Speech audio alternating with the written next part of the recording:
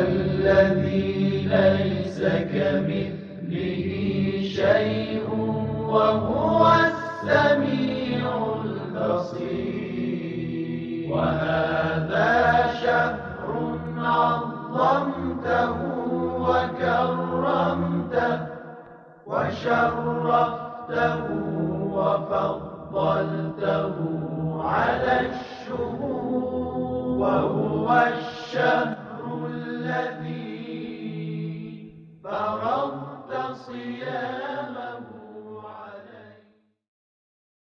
اعوذ باللہ من الشیطان الرجیم، بسم اللہ الرحمن الرحیم۔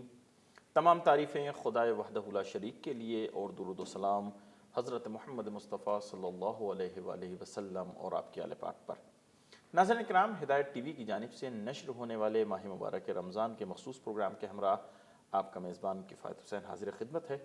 اس پروگرام میں آپ کی خدمت میں خوش آمدید عرض کرتا ہوں اور آپ تمام ناظرین جہاں کہیں بھی ہمارا پروگرام دیکھ رہے ہیں، آپ تمام ناظرین کی خدمت میں دل کی گہرائیوں سے ہدیہ سلام پیش کرتا ہوں اور خداوند متعال کی بارگاہ میں دعا گو ہوں کہ آپ جہاں کہیں بھی ہوں، خداوند متعال آپ کو اپنے حفظ و امان میں رکھے، ہر طرح کی مشکلات سے آپ کو محفوظ رکھے اور ان ایام میں جو ماہ مبارک رمضان کے ایام ہیں، آپ کی عبادتوں کو، آپ کی اطاعتوں کو شرف قبولیت عطا فرمائے۔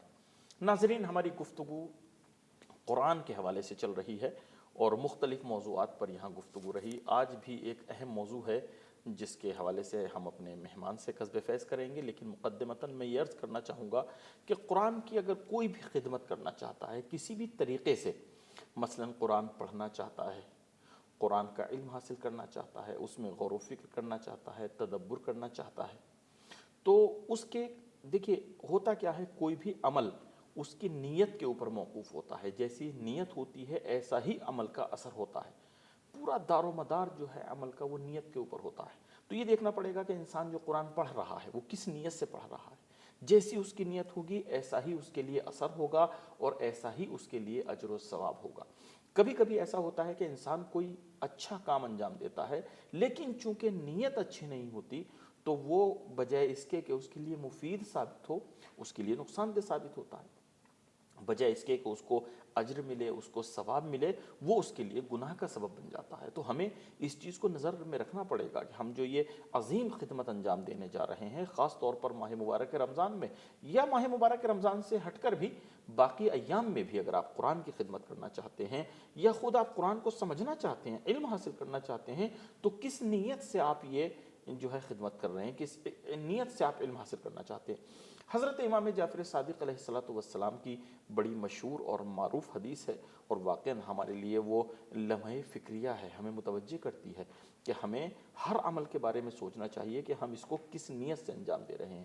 امام علیہ السلام فرماتے ہیں کہ اگر کوئی انسان قرآن کا علم حاصل کرے لیکن اس کا مقصد یہ ہو کہ علم حاصل کرنے کے بعد میں بادشاہوں کے یہاں، بادشاہ بطور مثال ہے، بادشاہ آپ یہ نہیں کہہ سکتے کہ چونکہ آج کے زمانے میں بادشاہ نہیں ہوتے تو یہ مصداق اس کا نہیں پایا جائے گا، نہیں، یعنی جو عمراء ہیں، جو رؤساء ہیں، جو قائدین ہیں، اگر ان کے یہاں، لیڈروں کے یہاں اگر میں مثلا قربت حاصل کروں، وہاں میرا جو ہے مقام بلند ہو، وہاں میری عزت ہو، تو امام علیہ السلام فرماتے ہیں کہ ولو اس انسان نے قرآن کا علم حاصل کیا ہے لیکن یہ انسان جہنمیوں میں سے ہے، اس کا شمار جو ہے وہ اہل جہنم میں کیا جائے گا۔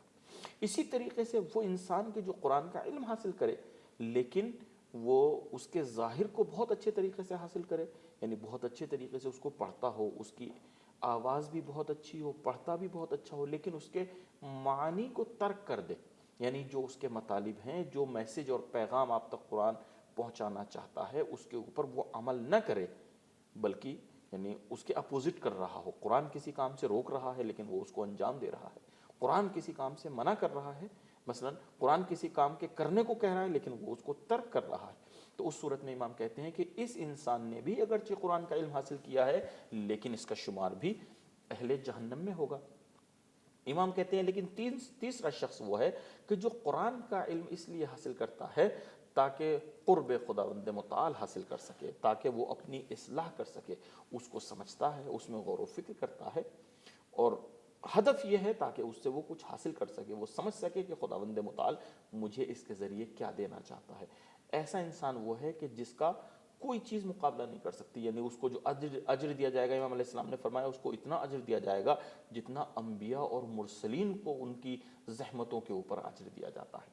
خداوند متعال سے دعا ہے کہ ہمارا شمار ان افراد میں ہو جو قرآن کا علم حاصل کرتے ہیں اور اس کی خدمت کرتے ہیں خداوند متعال کے تقرب کی خاطر. ناظرین دیکھیے، آپ سے عرض کیا گیا تھا کہ اہم خدمت جو قرآن کی ہو سکتی ہے، ایک تو تلاوت ہے، بہت اس کا بھی اپنا اثر ہے، اس سے پہلے گفتگو ہو چکی ہے، اور دوسرے غور و فکر ہے، اور تیسرے جو ہے اس کے اوپر عمل ہے. تینوں چیزوں کے حوالے سے یہ میں نے حدیث آپ کی خدمت میں بیان کی. لیکن غور و فکر کے حوالے سے آپ جانتے ہیں کہ بہت ہی زیادہ اہمیت جو ہے وہ ہے، جیسے کہ اس سے پہلے گفتگو بھی ہو چکی ہے. تو آج ہم انشاءاللہ اسی حوالے سے گفتگو کریں گے کہ غور و فکر جو ہے اس کا تعلق ظاہر سے نہیں ہوتا. ظاہر تو ہم ایک چیز کو پڑھ رہے ہیں وہی ہے، لیکن غور و فکر کا تعلق اس کے باطن سے ہوتا ہے. ہمیں اس میں غور و فکر کرنی ہوگی کہ یہ آیت ہمیں کہاں پہنچانا چاہتی ہے، اس کا باطن کیا ہے. تو آج ہماری گفتگو جو ہوگی وہ ظاہر اور باطن کے حوالے سے ہوگی. ہمارے ساتھ رہیں، اور الحمدللہ آج بھی خداوند متعال نے ہمیں جس عظیم شخصیت کی میزبانی کا شرف عطا کیا ہے وہ ہیں جناب مولانا سکندر کاظم تقوی صاحب قبلہ. تو ہمارے ساتھ رہیں، اپنے مہمان سے ملاقات کرتے ہیں، اس کے بعد باقاعدہ اپنے پروگرام کا آغاز کرتے ہیں. قبلہ السلام علیکم. وعلیکم السلام ورحمۃ اللہ. قبلہ بہت شکر گزار ہیں، ایک مرتبہ پھر آپ نے ہماری دعوت قبول فرمائی. پروگرام میں آپ کو خوش آمدید عرض کرتے ہیں. اعوذ باللہ من الشیطان الرجیم، بسم اللہ الرحمن الرحیم، وبہ نستعین انہ خیر ناصر ومعین، وصلی اللہ علی سیدنا محمد وآلہ الطیبین الطاہرین. میں بھی بہت شکر گزار ہوں ہدایت ٹی وی کا اور آپ کا کہ آپ نے موقع فراہم کیا کہ خدمت قرآن کے لیے حاضر ہو سکیں. جی قبلہ، میں آپ سے گزارش کرنا چاہوں گا، جیسے کہ میں نے ابھی ناظرین کی خدمت میں بھی عرض کیا کہ انشاءاللہ آج جو گفتگو ہوگی وہ ظاہر اور باطن قرآن کے حوالے سے ہوگی. تو ظاہر اور باطن سے مراد کیا ہے، پہلے آپ اس کو واضح کیجئے تاکہ موضوع پورے طریقے سے ہمارے لیے اور ناظرین کے لیے واضح ہو سکے.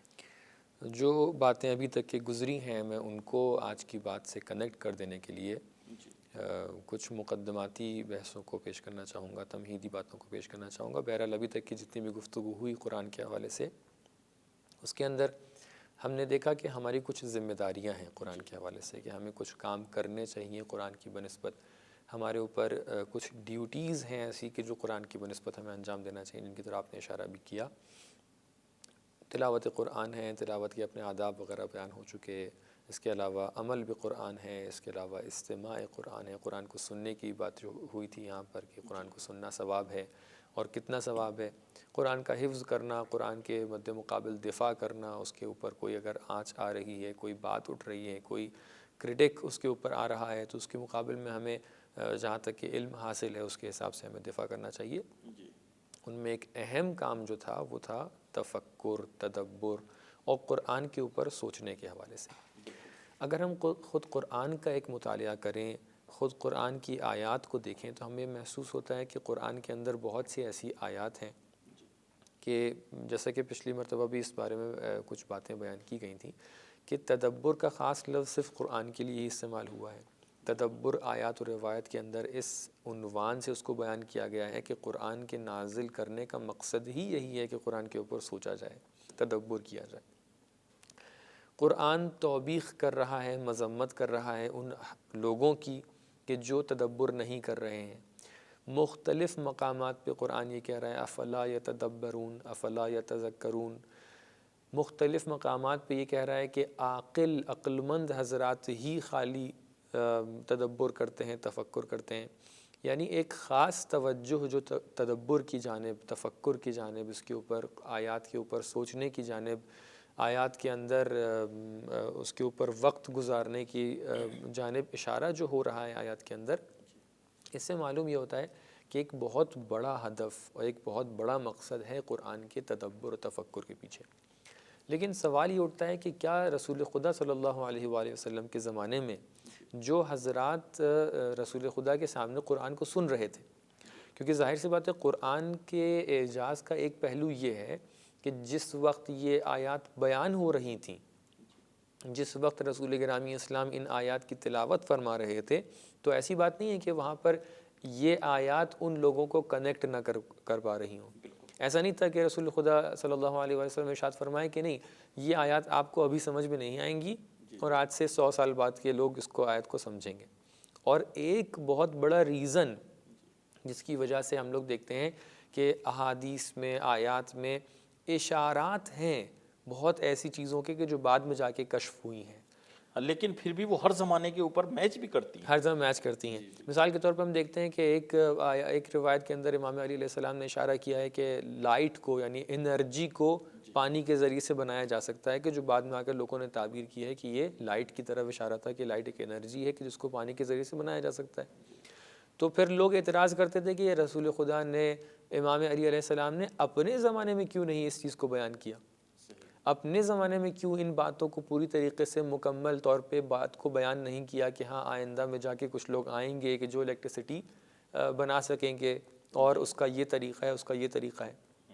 اس کا ایک جواب یہی ہے کہ اگر رسول گرامی اسلام صلی اللہ علیہ وآلہ وسلم اپنے زمانے میں لوگوں سے اس طریقے سے بات کرتے کہ نہیں تم آج نہیں سمجھ رہے ہو، 14 صدی بعد جا کر لوگ سمجھیں گے، آج نہیں سمجھ رہے ہو 10 صدیوں کے بعد جا کر لوگ سمجھیں گے، تو ایک طریقے سے لوگ اس ٹائم کے اوپر کہتے ہیں کہ ہم اس بات کو نہیں مان سکتے ہیں، اور پھر ان کے لیے مفید بھی نہیں تھا۔ مفید بھی نہیں تھا۔ اور جو ایک ہمارے یہاں کہا جاتا ہے نا کہ نہج البلاغہ اور قرآن میں ایک بہت بڑا فرق یہی ہے کہ جو نہج البلاغہ کا متن ہے اس کو ہر انسان نہیں سمجھ سکتا، بالکل، اس کے لیے ایک یعنی ایکسپرٹ ہونا چاہیے، ایکسپرٹ کیونکہ ہونا چاہیے، بلاغت کا جو اعلیٰ معیار وہاں پر بیان کیا گیا ہے بالکل، وہاں یعنی ہر کوئی نہیں اس کو ہر در کر کوئی سکتا، نہیں، لیکن قرآن اس طریقے سے ہے کہ ہر انسان جو اس کا مخاطب ہے اپنی ظرف کے وہ مطابق اس سے درک کر درک سکتا کرتا ہے، اس کو سمجھتا ہے۔ بالکل۔ تو سوال یہ اپنی جگہ باقی رہتا ہے کہ بہرحال جو لوگ وہاں کے اوپر موجود تھے، جو رسول گرامی اسلام صلی اللہ علیہ وآلہ وسلم کے سامنے موجود تھے، آیات کو سن رہے تھے، کچھ چھپ چھپ کے آیات کو سن رہے تھے، چھپ چھپ کے آیات کو سننے کا مطلب یہ ہے کہ کچھ ان کو سمجھ میں آ رہا تھا۔ اگر ہمارے سامنے کوئی ایک آدمی آئے اور کسی اور زبان میں جس کو ہم نہیں جانتے ہیں، مثال کے طور پہ فرض کیجیے ہمیں چائنیز نہیں آتی ہے، ہمیں جاپنیز نہیں آتی ہے، ہمیں رشین نہیں آتی ہے، تو اب ان زبانوں میں آ کر ہمارے لیے کوئی آ کر کسی متن کو پڑھے، تلاوت کرے، تو ہم قطعاً نہیں جائیں گے سننے کے لیے، بالکل ہماری دلچسپی کا سبب نہیں ہوگا وہ۔ تو آخر یہ لوگ جو آ کر دلچسپی سے آ کر آیات کو سن رہے تھے، آیات کو سن کے جا کر اپنے لوگوں کو بتا رہے تھے، کچھ یہودی آ کر سنتے تھے، کچھ مسیحی آ کر سنتے تھے، کچھ مشرکین آ کر سنتے تھے، کفار قریش آتے تھے وہاں پہ، اسی لیے ان کے جو چاہنے والے تھے یعنی ان کے جو بزرگان تھے وہ ان سے کہتے تھے کہ ادھر مت جانا، اس لیے اگر تم نے محمد کی باتوں کو سن لیا تو اس میں کھچاؤ اتنا ہے تمہیں جذب کر لے گا۔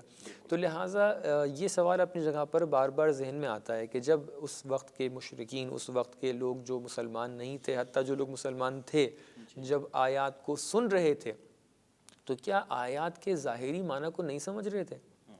تو پھر قرآن جو بار بار یہ کہہ رہا ہے کہ افلا یتدبرون، قرآن جو بار بار کہہ رہا ہے افلا یعقلون، قرآن جو بار بار کہہ رہا ہے کہ اس کے اندر عقلاء کے لیے درس ہے، اس کے لیے ان لوگوں کے لیے درس ہے کہ جو سوچتے ہیں، اس میں ان لوگوں کے لیے درس ہے کہ جو عقل مندی کا مظاہرہ کرتے ہیں، تو پھر یہ کس کی بات ہو رہی ہے؟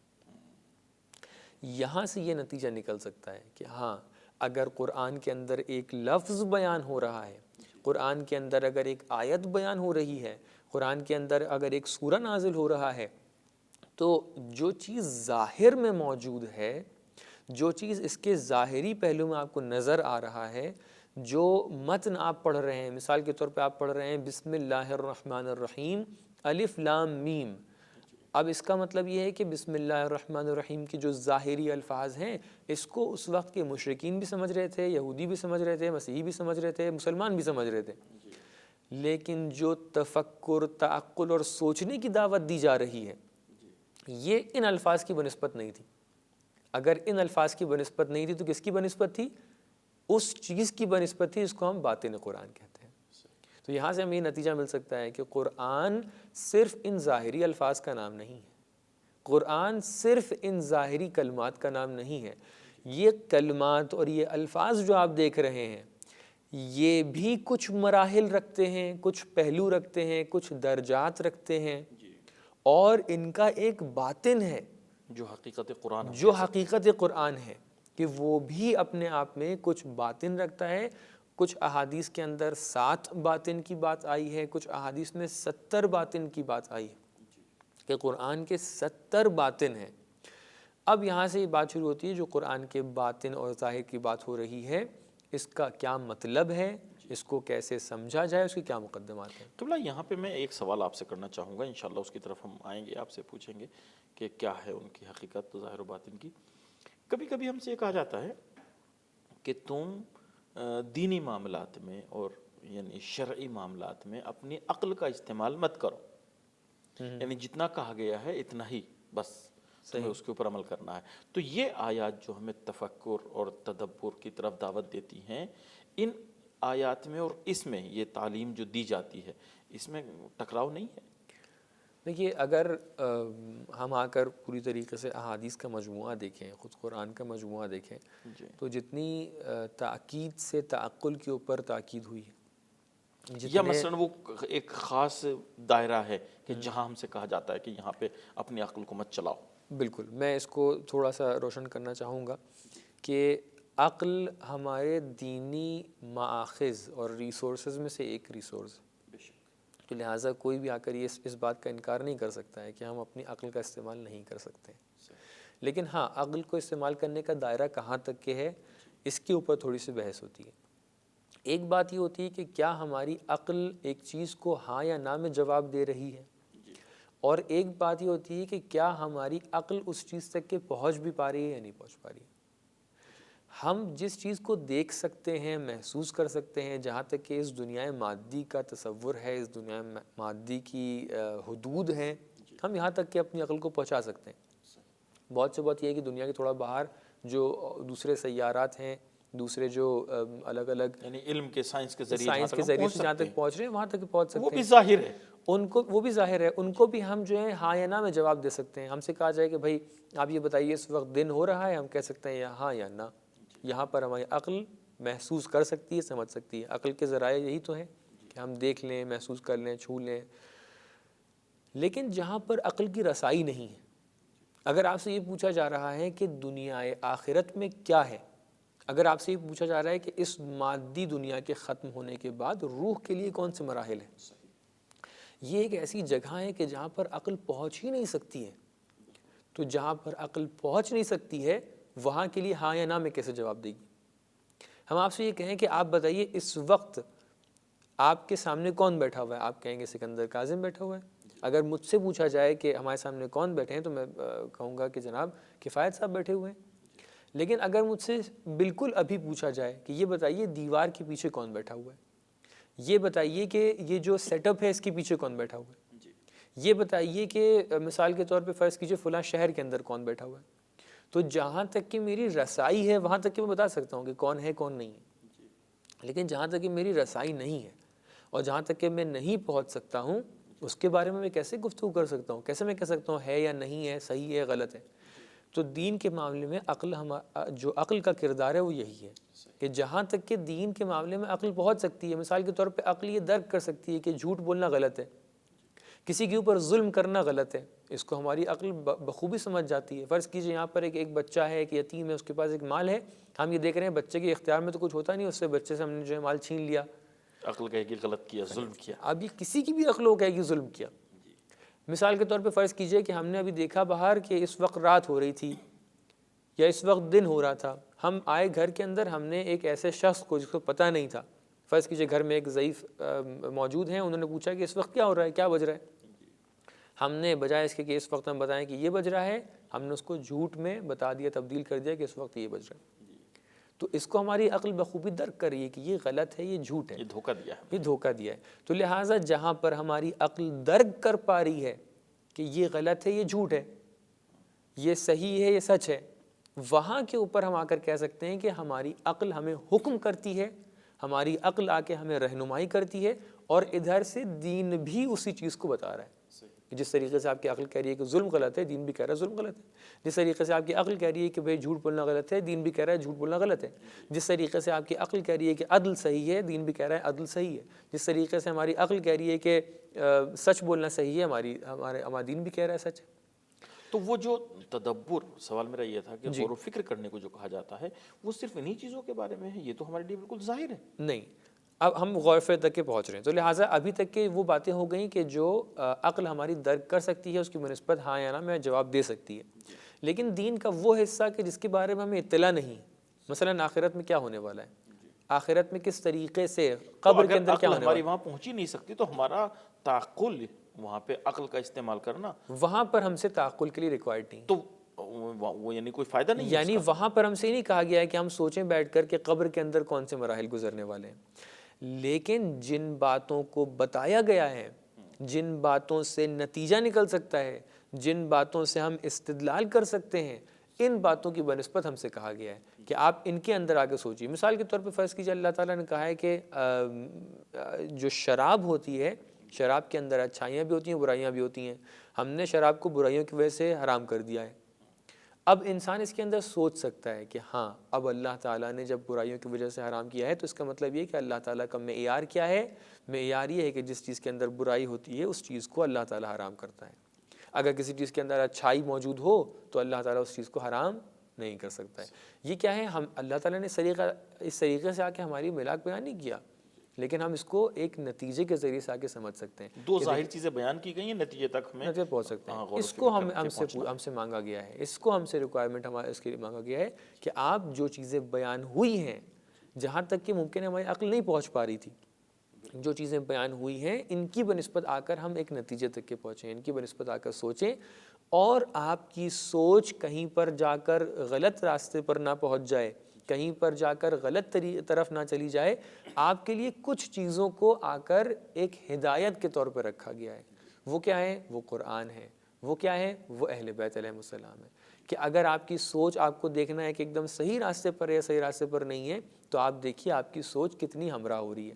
یعنی اللہ تعالیٰ نے کہا ہے کہ دیکھیے یہ معیار ہے صحیح و غلط کا، اب آ کر آپ دیکھیے آپ جو سوچ رہے ہیں وہ اس معیار کے ساتھ کتنا ہمراہ ہوا ہے۔ صحیح۔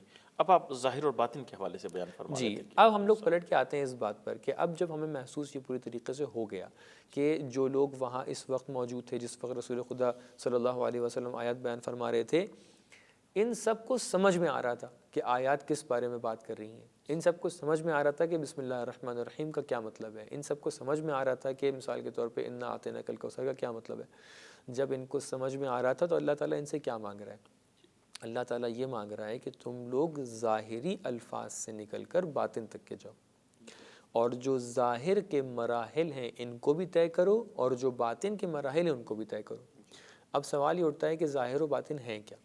ہم ایک دو مثالیں پیش کرنا چاہیں گے۔ سب سے پہلی مثال یہ ہے، کبھی کبھی ظاہر و باطن کے لیے ایک مثال پیش کی جاتی ہے کہ مثال کے طور پہ یہ چیز چھلکا ہے ایک پھل کا، اور یہ چیز اصل اس کے اندر کا مغز جسے کہتے ہیں۔ تو یہ مثال صحیح مثال نہیں ہے۔ ہم لوگ اس مثال کے بجائے ایک مثال پیش کر سکتے ہیں ظاہر و باطن کے لیے، جسم اور روح کی مثال۔ چونکہ چھلکے میں پھر ظاہر کی جو ہے گویا کہ اہانت ہو جائے گی، اہانت ہو جائے گی، چونکہ چھلکے کی کوئی حیثیت نہیں ہوتی۔ جی بالکل۔ تو لہٰذا ہم لوگ کہہ سکتے ہیں کہ ایک جسم اور روح کے درمیان جو ایک رابطہ ہوتا ہے، تعلق ہوتا ہے، بالکل وہی تعلق ہے قرآن کے ظاہر اور قرآن کے باطن میں۔ وہ کیا رابطہ ہے؟ وہ یہ رابطہ ہے کہ دیکھیے جسم بغیر روح کے اس کا کوئی معنی نہیں ہوتا ہے، اور اس دنیا میں روح کو بھی اگر کوئی کام کرنا ہے، اگر کوئی اثر دکھانا ہے تو اس کو جسم کی ضرورت پڑتی ہے۔ تو لہٰذا ان دونوں کا آپس میں بہت ہی گہرا تعلق ہے۔ کوئی بھی باطن ایسا نہیں ہو سکتا کہ جو ظاہر سے ہٹ کر ہو، یعنی اس کا ایک کوئی نہ کوئی لیول پہ ظاہر سے تعلق ہونا ضروری ہے۔ یعنی اگر ایسا فرض کیجئے کہ ظاہر الفاظ قرآن اس طریقے سے بیان فرما رہے ہیں کہ آپ جا کر نماز پڑھیے، اور پھر باطن میں آ کے کوئی اس طریقے سے کہے کہ اس کا باطن یہ کہ نماز نہ پڑھیے، تو اس کا مطلب آپس میں کوئی ربط نہیں ہے۔ اس کا مطلب آپس میں کوئی ربط نہیں ہے۔ اگر ظاہر الفاظ یہ کہہ رہے ہیں کہ آپ جا کر روزہ رکھیے، اور باطن قرآن آ کر اس طریقے سے بیان کیا جائے کہ روزہ نہ رکھیے، تو اس کا کوئی ربط نہیں ہے۔ لیکن ہاں، اگر ظاہر قرآن یہ کہہ رہا ہے کہ نماز پڑھیے، اور باطن قرآن آ کر کہہ رہا ہے کہ نماز 4 رکعت پڑھیے، ظاہر قرآن کہہ رہا ہے کہ نماز پڑھیے، باطن قرآن آ کر کہہ رہا ہے نماز 5 ٹائم پڑھیے، ظاہر قرآن کہہ رہا ہے کہ نماز پڑھیے، باطن قرآن آ کر کہہ رہا ہے کہ نماز اس طریقے سے پڑھیے، تو یہاں پر ایک تعلق ہے۔ تو لہٰذا ایک طریقے سے جسم اور روح کا جو تعلق ہوتا ہے وہ تعلق ہے ظاہر اور باطن کے درمیان۔ باطن کے لیے بہت سی تعبیرات جو ہیں احادیث کے اندر آئی ہیں۔ مثال کے طور پر بہت سی جگہ پر باطن کے لیے تعویل کا لفظ آیا ہے، بہت سی جگہ پر باطن کے لیے اسلوب کا لفظ آیا ہے۔ ایک بہت ہی ظریف سا ایک نقطہ یہاں پر ہم لوگ مد نظر رکھ سکتے ہیں۔ دیکھیے، اگر ہم ایک عام متن کو مد نظر رکھیں اگر ایک عام ٹیکسٹ کو مد نظر رکھیں تو ہمارے عام ٹیکسٹ، عام متن ایسے ہوتے ہیں کہ جو ایک طریقے سے اس کے اندر اتنے ظاہر و باطن نہیں ہوتے، وہ ایک ردم میں رہتے ہیں، اس کے اندر ایک طریقے سے یگانگی ہوتی ہے کہ شروع سے لے کے آخر تک ایک ہی طریقے سے۔ لیکن قرآن کے اندر جو اتنا تنوع پایا جا رہا ہے، قرآن کے اندر اتنے الگ الگ اسلوب پائے جا رہے ہیں، کبھی ایک مثال دے کر بات کو بیان کیا جا رہا ہے، کبھی ایک کہانی اور قصہ بیان کر کے قرآن کو بات کو بیان کیا جا رہا ہے، کہیں پر ایک سخت تعبیر لا کے بات کو بیان کیا جا رہا ہے، کہیں پر ایک نرم لہجے میں بات کو بیان کیا جا رہا ہے۔ اس کا ایک راز یہی ہے کہ قرآن کے اندر جو ظاہر و باطن اور باطن کے اندر 7 باطن یا 70 باطن، یہ کیوں اس طریقے سے ہے؟ تاکہ قرآن کا تنوع باعث بنے کہ لوگ قرآن کی طرف آئیں۔ ہاں، یعنی ظاہر سبب بنے کہ کھینچیں اس کے پاس آئیں، پھر آنے کے بعد وہ اپنے غور و فکر سے باطن کی طرف جی، کیونکہ اگر ایک ہی پہلو رہے گا، ایک ہی معنی رہے گا، تو ظاہر سی بات ہے اس کے اندر وہ تنوع، وہ آپ کہہ سکتے ہیں انوویشن جو ہوتا ہے وہ اس کے اندر موجود نہیں ہوگا۔ تو لہٰذا قرآن کی طرف لوگ کھنچ کر آئیں اور اس کے ہدایت کے پیغام سے استفادہ کریں، لہٰذا اللہ تعالیٰ نے اس کے اندر ایک باطن اور ظاہر کا کنسیپٹ رکھا ہے کہ آپ یہ نہ سمجھیے کہ یہ جو لفظ ہیں ان تک کہ آپ اگر پہنچ گئے تو پورا قرآن آپ کے پاس آ گیا، کیونکہ ظاہر سی بات ہے جو لوگ قرآن کے سامنے آ کر بیٹھ رہے ہیں، جو قرآن کی شاگردی آ کر رہے ہیں، جو قرآن کے آگے زانو ادب طے کر رہے ہیں، وہ سب کے سب ایک ظرف والے نہیں ہیں۔ بہت سی احادیث میں اس طریقے سے آیا ہے کہ مثال کے طور پہ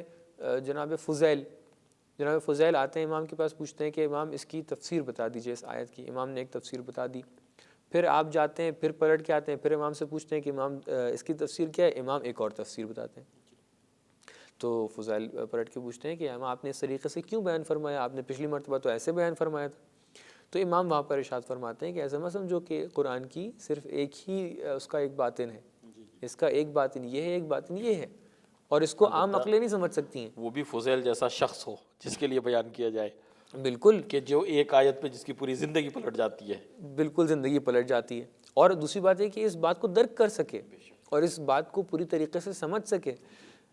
مثال کے طور پہ بہت سے ٹائم ایسا ہوا ہے کہ 2 صحابی آئے ہیں، دونوں نے ایک ہی آیت کے بارے میں سوال کیا ہے اور امام نے دونوں کو الگ الگ تفسیر بتائی۔ بہت سے وقت ایسا ہوا ہے کہ ایک ہی مطلب، ایک ہی موضوع کے اوپر امام نے 4-5 طریقے سے ایک بات کو بیان فرمایا۔ بہت سے ٹائم ایسا ہوا ہے، اب مثال کے طور پہ مثال سب سے واضح مثال جس کو بہت زیادہ ہم لوگ سنتے رہتے ہیں، وہ کون سی مثال ہے؟ وہ یہ ہے کہ اگر جناب سلمان کے ذہن میں جو ایمان موجود ہے اس کے بارے میں جناب عمار کو ابو ذر کو پتہ چل جائے تو جناب ابو ذر لقتلہ، اس طریقے کی تعبیر۔ تو کہنے کا مقصد یہ ہے کہ دیکھیے کتنا ڈفرینس ہے، کتنا تفاوت ہے، کتنا فاصلہ ہے اس ایمان میں اور اس ایمان میں۔ یہ کیوں اتنا فاصلہ آ رہا ہے؟ اور جب یہ فاصلہ ہے کہ جو ان کے ایمان کی وجہ سے ہے، جو ان کی معرفت کی وجہ سے ہے، جو ان کی کوششوں اور کاوشوں کی وجہ سے ہے، ایک نے زیادہ کوشش کاوش کی ہے، اس کا ظرف زیادہ اس کے اندر جگہ تھی، ایک نے کوشش و کاوش کی ہے لیکن اس کے ظرف میں اتنی جگہ نہیں تھی، تو لہٰذا ایک اعلیٰ مرتبے تک کے پہنچا، ایک اعلیٰ مرتبے تک کے نہیں پہنچ پایا۔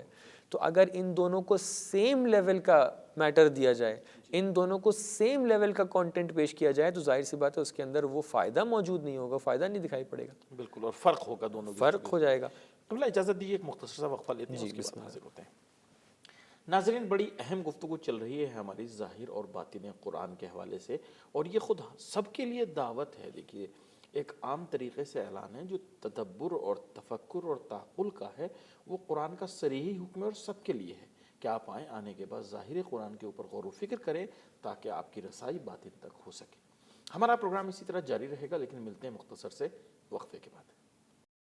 یا علی یا عظیم یا غفور یا رحیم، انت الرب العظیم، انت الرب العظیم الذي ليس كمثله شيء وهو السميع البصير، وهذا شهر عظمته وكرمته وشرفته وفضلته على الشهور، وهو الشهر الذي فرضت صيامه عليه وهو شهر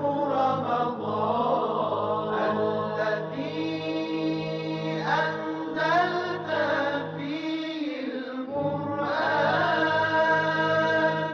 هدى للناس وبينات من الهدى والفرقان وجعلت فيه ليلة القدر وجعلتها خيرا من 1000 شهر فيا ذا المن ولا يمن عليهن علي بفكاك رقبتي من النار فيمن تمن علي وأدخلني الجنة وأدخلني الجنة برحمتك يا أرحم الراحمين. ناظرین وقفے کے بعد پروگرام میں آپ کا خیر مقدم ہے. ہمارے ساتھ رہیں, اپنے پروگرام کو آگے بڑھاتے ہیں. قبلہ گفتگو چل رہی ہے ظاہر اور باطن پہ, لیکن آپ سے ہم جاننا چاہیں گے کہ اس کو سمجھنے کے لیے کہ مثلا یہ ظاہر ہے اور یہ باطن ہے, ان کو جدا جدا کرنے کے لیے کچھ اس کی یعنی صفات ہوں گے, وہ کیا بیان کی گئی ہیں, ذرا اس کی طرف اشارہ فرمائیں. جیسا کہ اشارہ کیا کہ ظاہر و باطن کا جو رابطہ ہے اس کو ہم لوگ ایک جسم اور روح کے حوالے سے دیکھ سکتے ہیں کہ جیسے جسم ہے, روح ہے, جس طریقے سے اس کا آپس میں تعلق ہوتا ہے اس طریقے سے ظاہر و باطن کا تعلق ہے. اگر ہم کو مزید باطن کے بارے میں جاننا ہے تو ظاہر سی بات ہے ہمیں جاننا پڑے گا کہ یعنی اس طریقے سے اس کو تصور کر سکتے ہیں دوسرے مرحلے میں کہ ظاہر ایک طریقے سے شاخیں ہیں ایک درخت کے مانند, اور جو باطن ہے وہ اس کی جڑ ہے. یعنی اس جڑ سے نکل کے یہاں تک کہ ایک شاخیں ہم تک کے پہنچی ہیں, ہم اس سے اس کی تہ تک کے اگر پہنچنا چاہیں کہ اس چیز کی, اس بات کی, ان الفاظ کی تہ کیا ہے, تو وہ باطن میں جا کر ہی پتہ چلے گی. تیسرے مرحلے میں ایک مختصر ایک تمہید کے ساتھ میں اس کو بیان کروں کہ دیکھیے جب ہم کسی بھی لفظ کو تصور کرتے ہیں, البتہ یہ موضوع تھوڑا سا ایک ایسا موضوع ہے کہ جو ایک خاص علم منطق کے اندر اس کو بیان کیا جاتا ہے, لیکن اس بات کو واضح کرنے کے لیے تمہیداً بتانا پڑے گا. وہ یہ ہے کہ ہم جب کسی بھی لفظ کو تصور کرتے ہیں تو اس کے 3 طریقے کے معنی ہمارے سامنے آ جاتے ہیں. ایک معنی وہ ہے کہ جو ہم اس لفظ سے بے عین ہی سمجھ رہے ہیں, یعنی جیسے ہی ہم نے کہا, فرض کیجئے کہ ہم نے کہا گھر, ہم نے کہا حرم مطہر, تو حرم مطہر پوری طریقے سے ہمارے ذہن کے اندر آ گیا. یعنی کسی بھی امام کا روضہ, جیسے بھی ہم نے نام لیا روضہ امام حسین علیہ السلام, آپ کے ذہن میں پورے طریقے سے روضہ آ گیا. اس کو بولتے ہیں ایک پہلے مرحلے کا معنی جس کو مطابقی کہا جاتا ہے. بہرحال ان الفاظ پہ ہمارا کوئی وہ نہیں ہے, اصرار نہیں ہے. اس کے بعد دوسرے مرحلے میں ممکن ہے کبھی کبھی ہم ایک لفظ کہتے ہیں, اس سے ہم ایک پرٹیکولر ایک جزئی معنی مد نظر رکھتے ہیں. مثال کے طور پر ہم کہتے ہیں کہ ہم حرم میں بیٹھے ہوئے تھے, ہم روضہ امام حسین علیہ السلام میں بیٹھے ہوئے تھے, ہمارے ذہن میں اس طریقے کی کوئی بات آ گئی. تو یہاں پر روضہ امام حسین سے ہمارا مقصود یہ نہیں ہے کہ ہم روضے کے پورے ہر ایک سیکشن میں بیٹھے ہوئے تھے, کسی ایک جگہ پہ بیٹھے ہوئے تھے. بالکل. ایک مرتبہ یہ ہوتا ہے کہ نہیں, ہم ایک معنی بیان کرتے ہیں, ایک لفظ کہتے ہیں, لیکن اس لفظ سے اس کے ہمراہ جو لفظ ہوتا ہے اس کو مقصود لیتے ہیں, یعنی وہ بھی ہمارا مد نظر ہوتا ہے.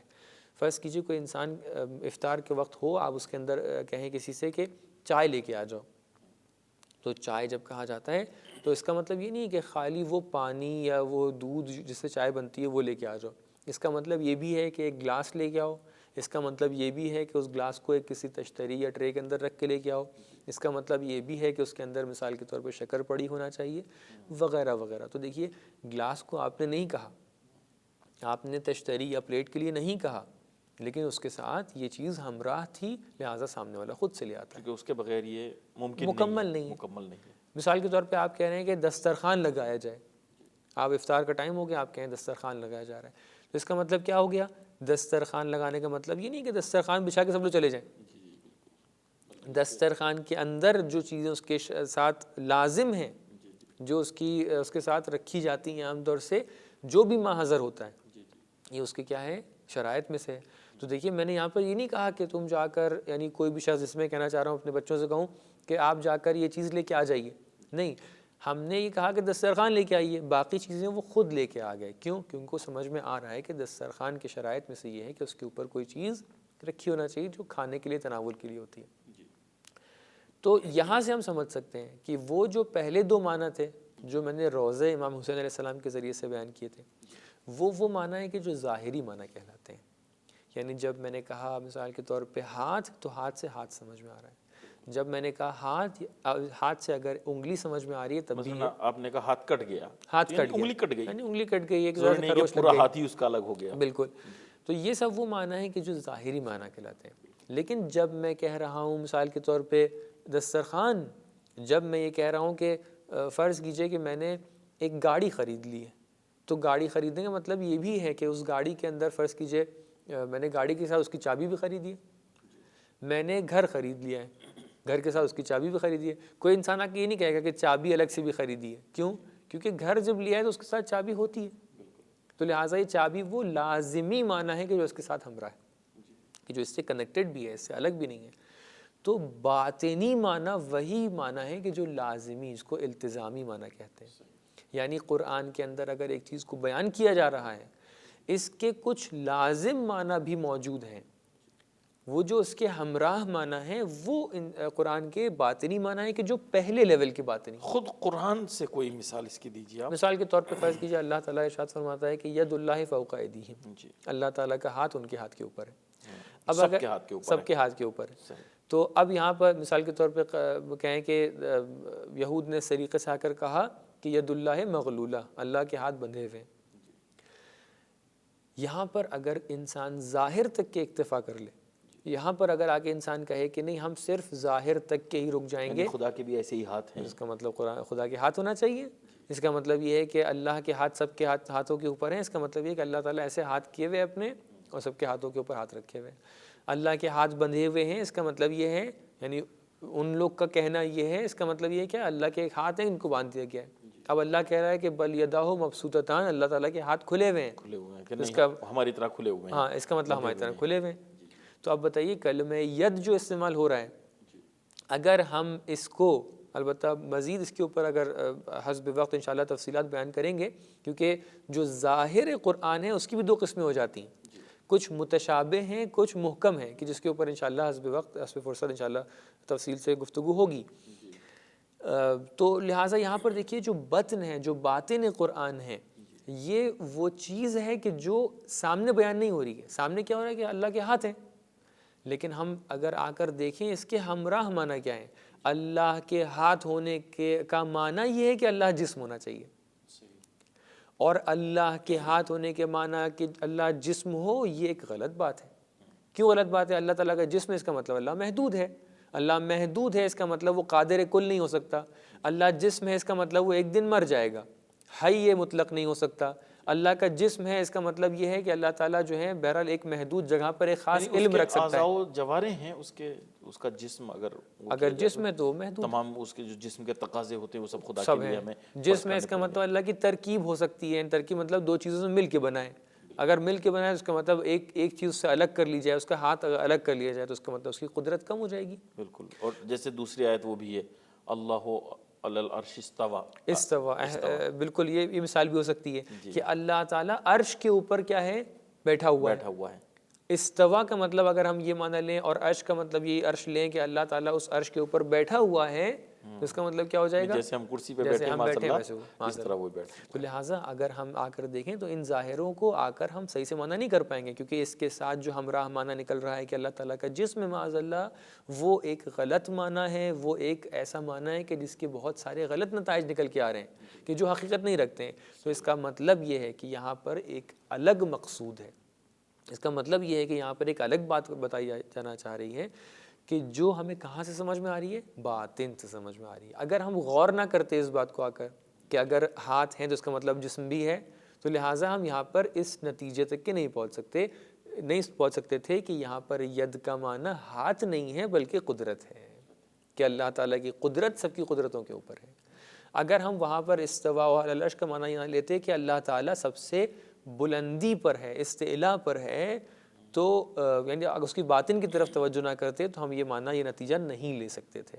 تو لہٰذا یہ کچھ مثالیں ہیں، اور ہم لوگ اپنے روزمرہ زندگی کے اندر بھی کچھ مثالیں دیکھ سکتے ہیں. بہت سے ٹائم کے اوپر لفظ ایک ہوتا ہے، معنی ایک اور ہو جاتا ہے، اور یا لفظ ایک کم ہوتا ہے، اس کے معنی بہت سے نکل کے آ جاتے ہیں. فرض کیجئے یہاں پر کوئی انسان جا رہا ہے، اس کا ایکسیڈنٹ ہو جائے خدا نخواستہ. اب ایکسیڈنٹ ہونے کے بعد فرض کیجئے اس کے ہاتھ پیر میں اچھی خاصی چوٹ بھی آ گئی. ہوتے ہیں کچھ لوگ وہاں پر موجود ہوتے ہیں، کہتے ہیں کچھ ہوا تو نہیں، تو پلٹ کے انسان کیا کہتا ہے؟ نہیں کچھ نہیں ہوا. اب یہ نہیں کچھ نہیں ہوا جبکہ ہو چکا ہے، چوٹ لگی ہو ہے اس چکا کے. ہے. اس نہیں کے اندر کتنے ہاں چھپے ہوئے ہیں یہ سب لوگ سمجھ سکتے ہیں. بہت سے ٹائم پر ایک انسان ہے جو بہت پریشان ہے، اس سے آپ جا کے پوچھیں تو پریشان تو نہیں ہو، وہ پلٹ کے کہتا ہے نہیں میں پریشان نہیں ہوں. آپ سمجھ جاتے ہیں کہ اس نے جو نہیں کہا ہے اس سے اس کا مقصود نہیں ہے، اس کے اندر دوسری باتیں چھپی ہوئی ہیں. تو یہ کیسے سمجھ میں ہمیں آ رہا ہے؟ یہ ہمیں اس وجہ سے سمجھ میں آ رہا ہے کہ جو وہاں پر بولنے والا ہے، جو اس کے حالات ہیں، جو اس کا علم ہے، جو اس کی سچویشن ہے، اس کو دیکھ کے ہم اندازہ لگا سکتے ہیں کہ ہاں اس کے معنی میں، اس کے لفظ میں جو ظاہر ہے اس کا ایک باطن بھی چھپا ہوا ہے. اس کے اندر اور جملات بھی چھپے ہوئے ہیں کہ جو ہم محسوس کر سکتے ہیں کب؟ جب اس کے اوپر ہم تفکر کریں، جب اس کے اوپر ہم سوچیں. تو لہٰذا قرآن کے حوالے سے بھی قرآن کا ظاہر و باطن بالکل اسی طریقے سے کہ جس کی طرف مولا ارشاد فرماتے ہیں کہ قرآن کے کچھ عبارات ہیں، یعنی 4 قسموں میں قرآن کو آپ نے تقسیم کیا ہے کہ قرآن کی کچھ عبارات ہیں، کچھ اشارات ہیں، کچھ لطائف ہیں، کچھ حقائق ہیں. عبارات وہ سمجھتے ہیں کہ جو ایک عام طریقے سے قرآن کو پڑھتے ہیں، وہ خالی یہ دیکھتے ہیں کہ بھئی بسم اللہ الرحمن الرحیم کا کیا لفظ کا کیا ترجمہ ہے، بس اتنے تک کے رک جاتے ہیں. کچھ وہ ہیں کہ جو ان عبارات سے نکل کے اشارات تک سمجھتے ہیں. فرض کیجئے اشارات کی ایک مثال کیا ہے؟ ہم کہیں پر بیٹھے ہوں اور ہمیں ایک ایسی بات بیان کرنی ہو کہ جو ہمیں سامنے والے کو سمجھائے بغیر اس بات کو پوری طریقے سے پہنچا دینا ہو، تو ہم ایک اشارہ کرتے تو ہیں. ہم اشارہ کرتے ہیں. ہو سکتا ہے بہت سے ٹائم کہیں کہ نیچے لیکن اشارہ کریں اوپر کا، تو سامنے والا سمجھ جاتا ہے کہ نہیں یہاں پر کچھ اور بیان کرنا چاہ رہے ہیں. کچھ ایسے ہیں کہ جو لطائف ہیں، یعنی اشارات سے آگے بڑھ کے ایک مرحلہ ہے کہ جو ایک وہی سمجھ سکتا ہے کہ جس کے پاس ایک ذوق سلیم ہے. اور کچھ وہ ہیں جو حقائق ہیں، ان حقائق کو سوائے اولیاء اللہ، سوائے ائمہ طاہرین، سوائے اہل بیت علیہ السلام، سوائے معصومین علیہ السلام کی کوئی نہیں سمجھ سکتا ہے. تو لہٰذا قرآن کا ایک باطن ہے، ایک ظاہر ہے. ظاہر قرآن جو ہے وہ ہم آپ سمجھ سکتے ہیں، بخوبی سمجھ سکتے ہیں، البتہ ظاہر کے بھی مراحل ہیں. میں یہاں پر اگر اجازت، اگر وقت کے اندر گنجائش ہو تو میں 1 منٹ کے اندر ایک بات کو خلاصہ کرنا چاہوں گا کہ ظاہر کے اندر بھی کچھ مراحل ہو سکتے ہیں. جیسے کہ خود یہی جو مثال میں نے ید اللہ کی مثال دی، آپ دیکھیے ید اللہ کی مثال جو ہم ایک نتیجے تک کے پہنچے، پھر وہاں پر ایک نتیجہ لیا کہ ید کا معنی یہاں پر قدرت ہے. تو یہاں پر ایسی بات نہیں ہے کہ عربی میں ید کا معنی قدرت نہیں ہوتا ہے، ہم نے بتا دیا ہے. نہیں، عربی میں ہوتا ہے. تو یہاں پر ظاہر کا پہلا مرحلہ جو تھا وہ ید سے ہاتھ سمجھ میں آ رہا تھا، لیکن اسی ظاہر کا دوسرا ایک مرحلہ تھا کہ جو تھوڑا تفحص، تھوڑی کاوش کے بعد ہاتھ میں آیا ہے. وہ کیا ہے؟ اس کا معنی قدرت ہوتا ہے. تو لہٰذا ظاہر کے بھی کچھ مراحل ہوتے ہیں کہ جن کے لیے کچھ مقدمات ہمیں طے کرنے پڑتے ہیں. وہ مقدمات یہ ہیں، ہمارے ناظرین ان مقدمات کو بخوبی طے کر سکتے ہیں. تو بہرحال عربی زبان، عربی لینگویج کو سیکھنے کے لیے ایک بیسک لیول پہ انسان اگر چاہے تو وہ سیکھ سکتا ہے. کچھ اس کے مقدمات ہوتے ہیں، کچھ جو مشترک الفاظ ہیں، جو کامن الفاظ قرآن کے اندر زیادہ یوز ہوتے ہیں، ان کو کبھی کبھی جا کر پڑھ لیں یا مطالعہ فرما لیں، یا اگر کہیں پر تفسیر بیان ہو رہی ہے تب سن لیں.